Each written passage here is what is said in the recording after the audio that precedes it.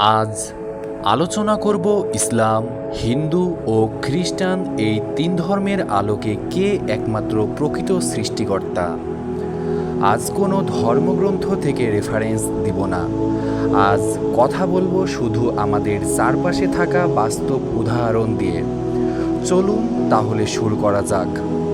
ইসলাম ধর্ম অনুসারে সৃষ্টিকর্তা একজন এবং পৃথিবীর সকল মুসলিমকে যদি জিজ্ঞেস করা হয় যে আপনার সৃষ্টিকর্তাকে এবং কতজন, সবাই এক উত্তর দিবে যে আমাদের সৃষ্টিকর্তা মহান আল্লাহ তাআলা, যিনি এক ও অদ্বিতীয়। এবার আসি হিন্দু ধর্মে। আমরা যদি কোনো হিন্দু ভাইকে জিজ্ঞেস করি যে আপনার সৃষ্টিকর্তাকে, তখন হয়তো কোনো হিন্দু ভাই বলবে তাদের সৃষ্টিকর্তা শ্রীকৃষ্ণ, আবার কেউ বলবে ব্রহ্মা, কেউ বলবে পরমেশ্বর, কেউ বলবে শিব, রাম, দুর্গা ইত্যাদি ইত্যাদি। এবং তাদেরকে যদি জিজ্ঞেস করা হয় তারা কতজন, কেউ বলবে 33 কোটি, কেউ বলবে 33 লক্ষ, কেউ 33 জন, আবার কেউ বলবে একজন। অধিকাংশ পৌরাণিকরা শ্রীকৃষ্ণকে ঈশ্বর হিসাবে বিশ্বাস করে, কিন্তু আর্যরা আবার শ্রীকৃষ্ণকে মানুষ ভাবে। দেখুন, তাদের মধ্যেই ঠিক নেই যে ঈশ্বর কে।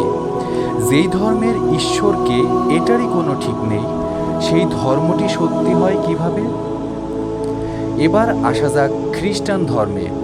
সেখানেও একই সমস্যা। কোনো খ্রিস্টান তৃত্ববাদে বিশ্বাসী, আবার কেউ একত্ববাদে বিশ্বাসী। সুতরাং দুই ধর্মের আলোকে তাদের ঈশ্বরকে তারা এই বিষয়ে নিজেরাই কনফিউজড। সুতরাং তারা অন্যকে বুঝাবে কি করে তাদের সৃষ্টিকর্তা সম্বন্ধে? আর তারা যদি তাদের সৃষ্টিকর্তা সম্বন্ধেই না জেনে থাকে ঠিক করে, তাহলে তাদের ধর্মটা কিভাবে সঠিক হয় সেটা তারাই ভালো জানে।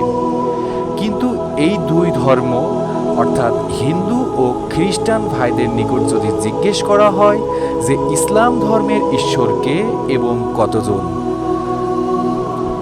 তখন সবাই একটাই উত্তর দিবে যে ইসলাম ধর্মের ঈশ্বর আল্লাহ এবং সে একজন।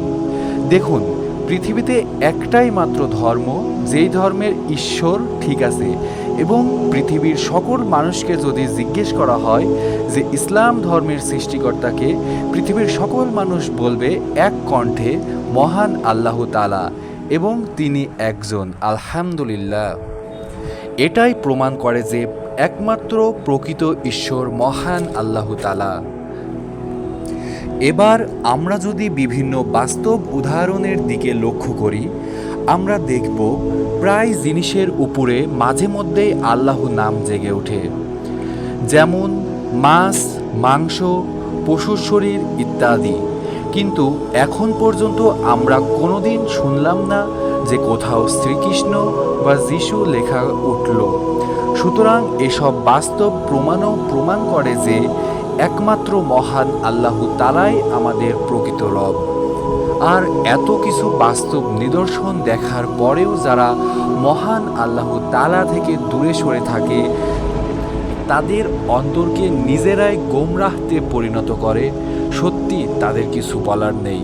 আল্লাহ সবাইকে সঠিক বুঝার ও জানার তৌফিক দান করুক, আমিন।